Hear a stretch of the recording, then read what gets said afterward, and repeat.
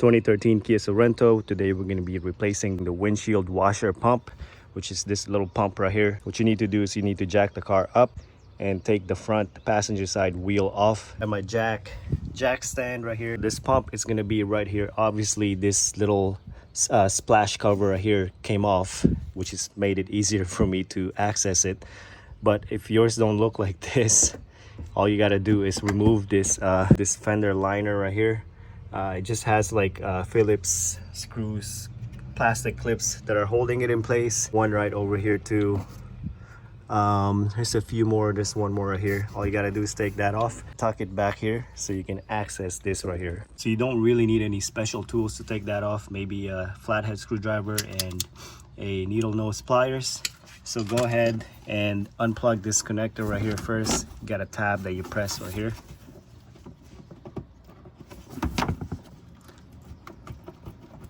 Sometimes they get stuck with dirt, so you might have to just kind of wiggle it back and forth, and then it'll come right off. It's kind of hooked up to this little plastic piece right here.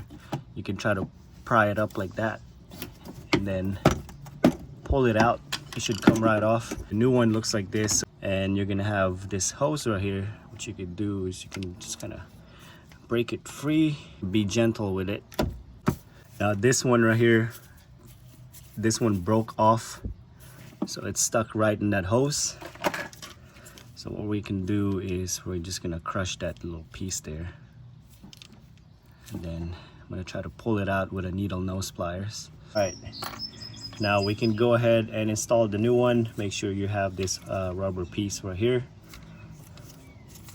Okay, we'll go ahead and install this side of the hose first. This side goes right here. So it just slides right in there. Now we're gonna do this side right here.